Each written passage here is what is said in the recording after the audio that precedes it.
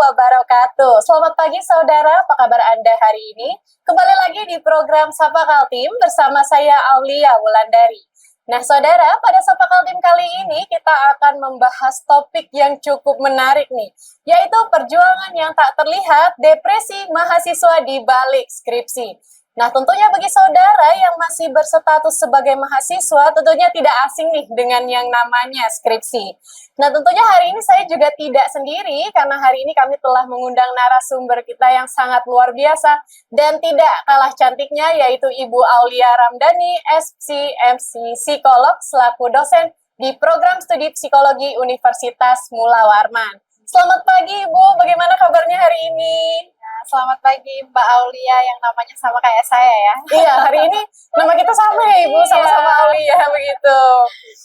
Oke, baik Ibu. Untuk lebih membangun kedekatan nih dengan saudara-saudara yang sedang menyaksikan program ini di rumah, boleh nih Ibu disapa langsung dan juga diperkenalkan saat ini kesibukannya apa dan mungkin Ibu memiliki pekerjaan lain selain menjadi dosen? Silahkan. Oke, baik. Selamat pagi saudara-saudara semua ya. Perkenalkan nama saya Aulia Ramdhani. Saya seorang dosen Prodi Psikologi Universitas Mula Warman dan juga seorang praktisi ya. Jadi bekerja sebagai psikolog di salah satu biro psikologi gitu ya di Biro Psikologi Matafi Hati di Jalan Perjuangan Baru gitu. Untuk kesibukan sehari-hari yang pastinya mengajar ya Mbak Aulia gitu ya. Kita satu fakultas ya. Oh iya betul. Ya, cuman beda prodi aja gitu. Mengajar kemudian juga ya sebagai psikolog gitu. Jadi terkadang mungkin kalau misalnya tidak ada jam ngajar, saya biasanya ada klien. Oke, baik. Luar biasa sekali, Ibu. Nah, langsung saja kita masuk ke pertanyaan yang pertama nih, Ibu. Boleh nih dijelaskan secara umum depresi itu sebenarnya apa dan kira-kira apa saja sih ciri-ciri yang ditunjukkan apabila seseorang itu mengalami depresi, Ibu? Silakan. Oke, jadi memang depresi ini lagi jadi hot topic gitu ya. Jadi banyak banget memang Gen Z yang nyari apa sih depresi itu. Nah, depresi kadang disandingkan sama stres yang biasa gitu ya. Kayak, oh aku lagi depresi nih gitu. Padahal bisa jadi itu hanya stres. Nah, di sini saya akan menjelaskan nih kalau depresi itu apa. Nah, depresi itu gangguan suasana hati yang biasanya mayoritas yang terjadi adalah kesedihan berkepanjangan, kemudian kehilangan minat pada mungkin aktivitas-aktivitas sehari-hari dan hal tersebut juga bisa berdampak pada fisik. Jadi bukan hanya sekedar stres biasa, bukan sekedar kayak bad mood aja terus itu depresi, enggak. Tapi dia biasanya efeknya berkepanjangan. Nah, untuk ciri-cirinya sendiri, yang pertama ya sedihnya mungkin sedihnya berkepanjangan gitu ya. Jadi bukan sedih 1-2 hari gitu. Kemudian mungkin mengurung diri gitu ya. Menarik diri dari aktivitas atau kegiatan atau bisa disebut dengan isolasi sosial. Kemudian ada perubahan suasana hati gitu ya.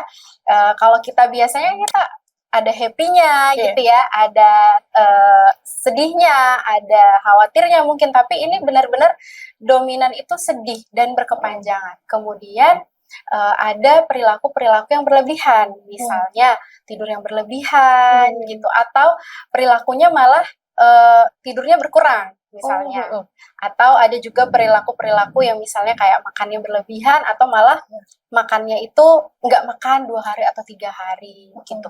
Kemudian biasanya juga disertai dengan ada kondisi fisik gitu, misalnya asam lambung seperti itu. Nah, tapi yang paling penting adalah di sini depresi itu sedihnya berkepanjangan dan dia kehilangan minat pada aktivitas atau kegiatan sehari-hari. Kayak gitu. Oke, baik Bu. Lalu apa sih yang membedakan dengan stres biasa dengan depresi ini? Karena kan setiap hari kita juga melakukan kegiatan yang dimana kita juga bisa mendapat tekanan sosial maupun emosional gitu. Lalu apa sih Ibu yang membedakannya? Silahkan. Oke, tadi saya sudah spill dikit nih ya. Kadang orang-orang menyandingkan depresi sama stres itu kayak dua hal yang sama gitu, padahal sebenarnya berbeda.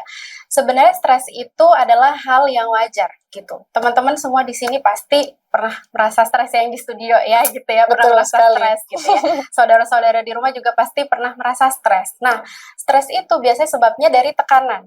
gitu. Tekanannya itu biasanya nyata, misalnya ada tenggat waktu. Misalnya kalau ngerjakan tugas tuh ada deadline-nya gitu ya. Kemudian mungkin konflik dengan teman. Nah, itu bisa berakibat pada stres gitu. Kemudian durasinya stres itu biasanya lebih singkat. Ketika misalnya tenggat waktunya sudah selesai deadline-nya, stresnya juga berkurang gitu. Tapi kalau depresi enggak gitu, dia berkepanjangan. Sekali lagi kata kuncinya sedihnya berkepanjangan gitu. Kemudian untuk intensitas, kalau stres itu intensitasnya ya pada saat ada tekanan aja gitu. Tapi kalau depresi intensitasnya itu dalam jangka waktu yang panjang, bisa sampai berbulan-bulan atau bertahun-tahun gitu. Kemudian untuk stres, ketika misalnya tekanannya sudah kita hadapi, biasanya ya udah gitu ya, udah ngerasa baik-baik aja. Sedangkan depresi itu dia selalu sedihnya berkepanjangan gitu. Untuk stres biasanya masih bisa bahagia gitu, masih ada happy-nya gitu ya, walaupun kayak misalnya saudara-saudara ini kan punya tugas misalnya dari kantor atau dari kampus gitu ya, dapat tugas deadline-nya misalnya besok, tapi masih bisa oh iya gitu, masih bisa senyum gitu dan segala macam. Tapi kalau depresi benar-benar kehilangan minat. Seperti itu. Baik Ibu. Nah, selanjutnya kenapa sih fase skripsi ini menjadi fase-fase yang bisa dibilang cukup rawan itu Ibu bagi khususnya mahasiswa untuk terkena depresi Ibu? Silahkan. Memang sih ya fase-fase skripsi itu jadi hal yang rawan untuk mahasiswa, akhirnya banyak yang jadinya depresi. Karena yang pertama pada saat skripsi itu mengatur waktunya kan, kalau biasanya tugas ada deadline yang dikasih oleh dosen. Sedangkan kalau skripsi itu waktunya tidak walaupun ada ya mungkin jangka waktunya kayak misalnya 7 tahun pasti DO, tapi dia harus punya manajemen waktu yang baik. Betul gitu loh. sekali. Jadi memang tenggat waktu harus disesuaikan sama diri sendiri. Nah, itu yang pertama. Jadi kayak tidak ada kepastian gitu, yang membuat kenapa jadinya mahasiswa itu rawan untuk depresi pada saat dia skripsi. Kemudian yang kedua, banyak hal yang terjadi pada saat pengerjaan skripsi, misalnya bermasalah pada penelitiannya atau bermasalah pada dosen pembimbing. Nah, hal tersebut juga bisa terjadi gitu ya. Saya ada klien gitu ya, ini saya tidak melanggar kode etik karena saya tidak menyebutkan identitas, tapi mungkin sebagai satu wadah untuk sharing aja gitu ya. Betul. Jadi ada klien saya mahasiswa, dia terhambat di skripsi karena ternyata dosen pembimbingnya itu mirip dengan karakter yang membuat dia trauma, yaitu karakter ayahnya.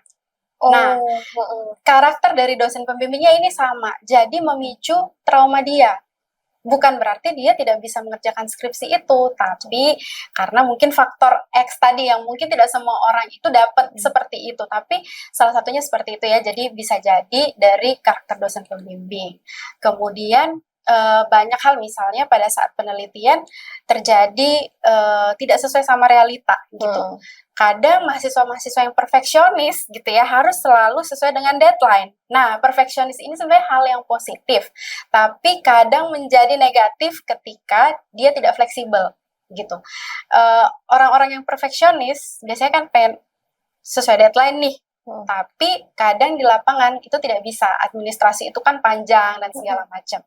Nah, hal tersebut yang juga bisa menjadi salah satu faktor dari kenapa skripsi ini sangat rentan untuk depresi.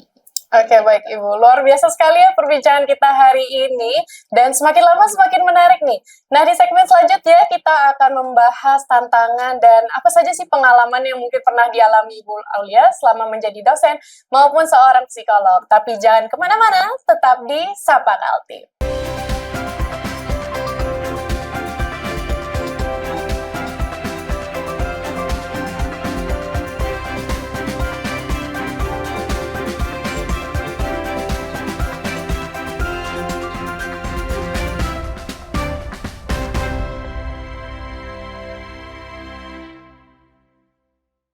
Selamat pagi saudara, kembali lagi di program Sapa Kaltim bersama saya Aulia Wulandari dan narasumber kita yang luar biasa pada hari ini Ibu Aulia selaku dosen di program studi psikologi di Universitas Mula Warman.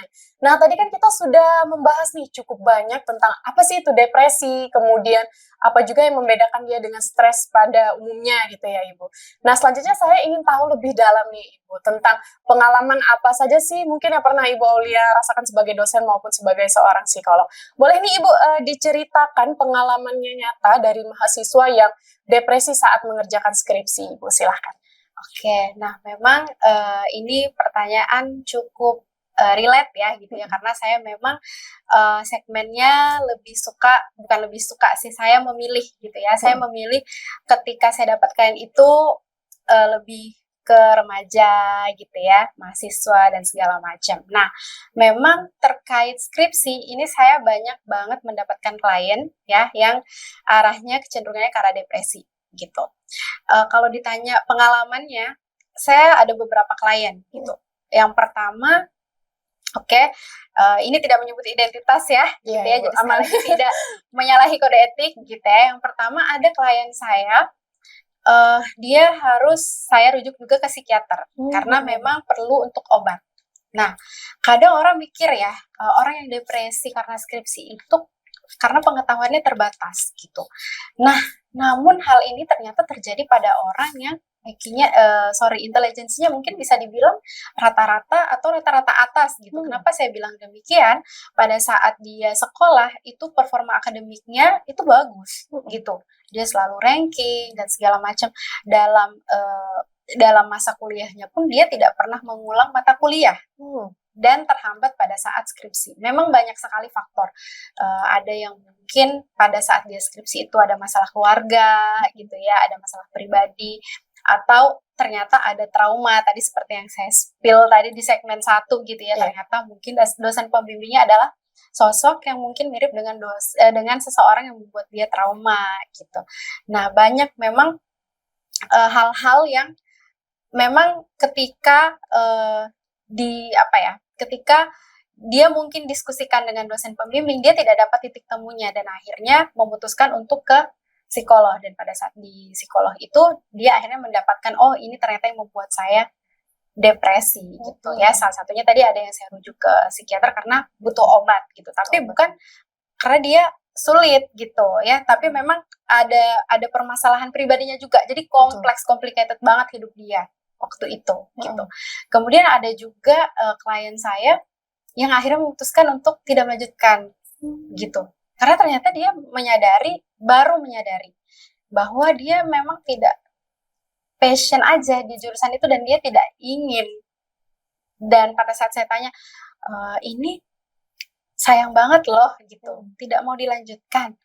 Enggak, saya sudah mengambil surat pengunduran diri. Nah, tapi kan kita nggak bisa ngejudge juga ya gitu, karena biar bagaimanapun yang punya keputusan atas dirinya itu ya si kliennya sendiri gitu. Jadi ada banyak beragam yang saya temukan gitu. Tapi ada juga yang akhirnya perform gitu. Ketika saya kasih tahu salah satu sumbernya, yang tadi saya ceritain yang traumanya karena sosok dosen pembimbing, akhirnya memutuskan untuk mengganti dosen pembimbing dengan alasan yang cukup bijaksana menurut saya.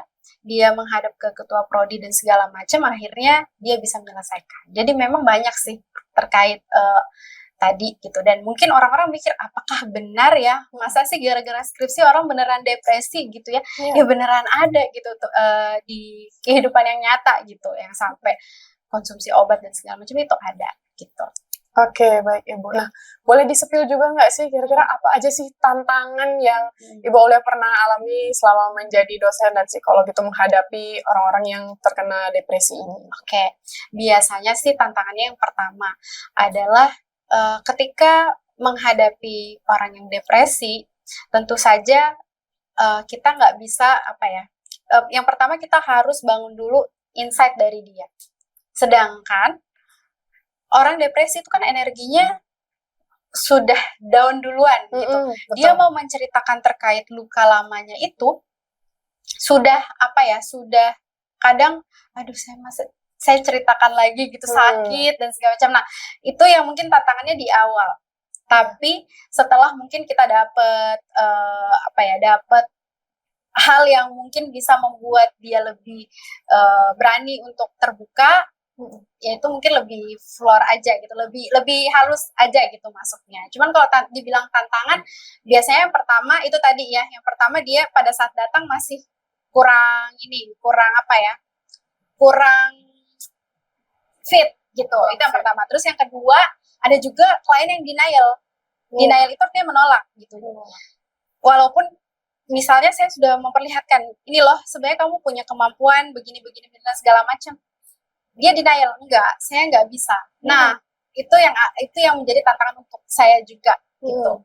Kemudian yang ketiga, karena kadang saya ini juga dosen gitu ya, kadang burn out juga, dan di situ kadang tercampur nih antara pemikiran dosen dan pemikiran seorang psikolog. Padahal itu harus saya bedakan sebenarnya. Cuman kan saya juga manusia ya teman-teman gitu ya. Jadi terkadang saya tuh frame-nya sebagai dosen gitu, sebagai pengajar gitu. Jadi ketika melihat klien ini seperti menuntut untuk sesuai dengan ritme dari mahasiswa itu sendiri gitu ya. Kamu harus menyelesaikan skripsi itu. Padahal saya harusnya menanyakan, ya sudah kalau memang dianya yang nggak ingin gitu ya, dia yang memang fix untuk tidak mau melanjutkan, ya saya harus berbesar hati gitu untuk menyetujui dari keputusan klien. Nah itu yang menurut saya sebagai tantangan saya sih.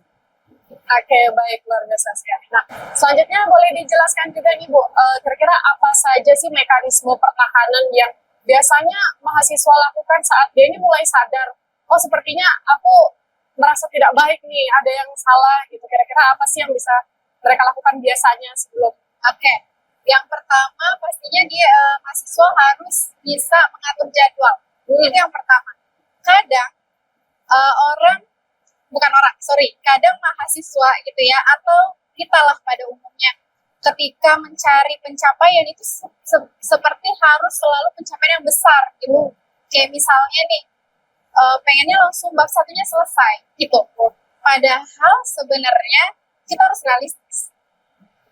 Kadang hal kecil, misalnya kita cuma nulis satu paragraf aja itu sudah sangat-sangat menjadi pencapaian. Tapi kalau kita konsisten tiap harinya, ya akan selesai sesuai dengan deadline kita gitu. Jadi yang pertama adalah manajemen waktu yang baik dulu nih dan realistis. Kemudian yang kedua, kadang mahasiswa itu ketika skripsi kan beda-beda ritme orang ya, betul. Jadi ada yang menarik diri ketika skripsi, isolasi diri nih gitu.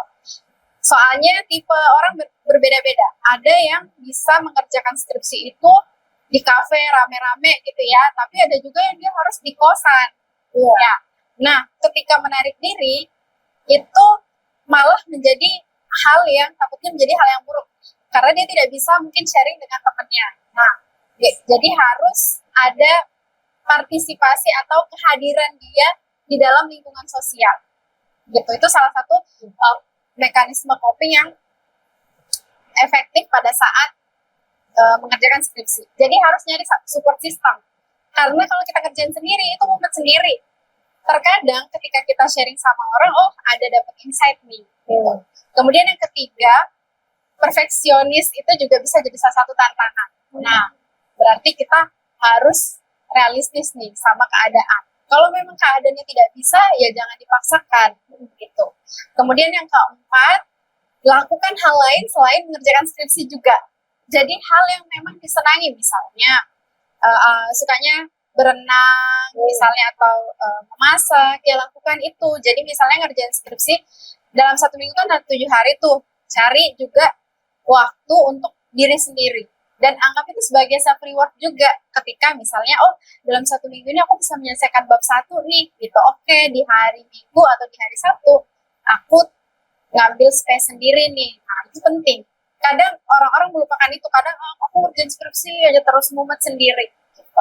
Kemudian yang paling penting juga support system, entah itu dari keluarga, dari teman, dari pacar juga mungkin gitu ya. Makanya di skripsi kadang ada nama pacar tuh ya. Iya, biasanya seperti itu ya. Seperti itu. Gitu. Nah itu penting juga ada support system dari relasi seperti itu. Oke, baik saudara, luar biasa sekali ya pembahasan kita ini, semakin lama semakin menarik juga ya. Nah, di segmen 3 kita akan membahas nih seputar solusi dan tips-tips apa saja sih yang bisa kita lakukan untuk mengatasi depresi ini. Tapi jangan kemana-mana, tetap di Sapa Kaltim.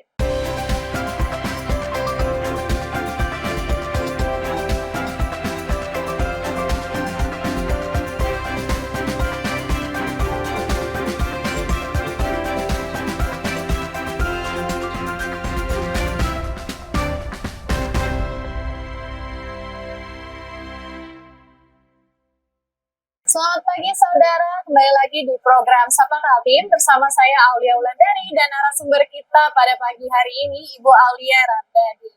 Nah, tadi kan kita sudah membahas tentang pengalaman dan juga tantangan apa saja sih yang pernah Ibu Aulia Ramdhani alami selama menjadi dosen dan psikolog. Nah, di segmen ini kita akan membahas nih seputar solusi dan tips apa saja sih yang bisa dilakukan untuk mengatasi depresi. Nah, Ibu boleh nih dijelaskan tips-tips sederhana yang bisa dilakukan untuk mahasiswa khususnya yang merasa dirinya mulai mengalami gejala depresi, Ibu. Silahkan. Oke. Mungkin ini beberapa tips ya, gitu ya. Yang pertama, tadi saya ada skill terkait perfeksionis gitu ya. Jadi memang perfeksionis ini terkadang menjadi salah satu hambatan gitu pada saat menjalani skripsi gitu. Nah, jadi harusnya yang pertama adalah buat jadwal yang realistis gitu. Kemudian yang kedua adalah jaga pola tidur. Terkadang ketika mengerjakan skripsi, sepertinya ingin dalam satu malam itu selesai gitu. Padahal terkadang untuk dikerjakan di besok hari pun juga nggak apa-apa. Kalau kita tidurnya kurang, ya tidak berkualitas, juga akan mengganggu konsentrasi juga, akan mengganggu juga proses berpikir. Jadi menjaga tidur itu juga sangat penting. Kemudian yang ketiga adalah menjaga pola makan. Kadang nih ya orang yang skripsi akhirnya banyak banget yang masuk IGD karena asam lambung gitu ya. Nah, karena lupa sama makan gitu. Nah, menjaga pola makan ini juga penting banget. Gimana rasanya kalau kita ngerjakan skripsi tapi perut kosong gitu ya, ya nggak akan cukup untuk berpikir lebih lebih deep gitu ya ketika perut kosong.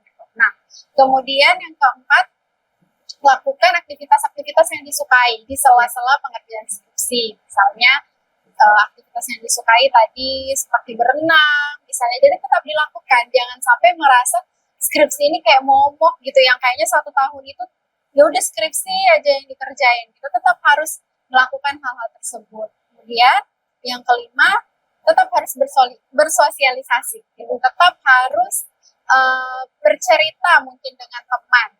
Terkadang ketika menyimpan beban sendiri itu berasanya kita merasakan sendiri gitu loh, sakit sendiri, padahal mungkin beban kita itu sama beban teman kita gitu. Jadi kenapa tidak untuk sharing? Bisa jadi pada saat kita sharing kita dapat dukungan moral dari teman kita, atau malah kita dapat insight untuk metode penelitian kita, misalnya seperti itu.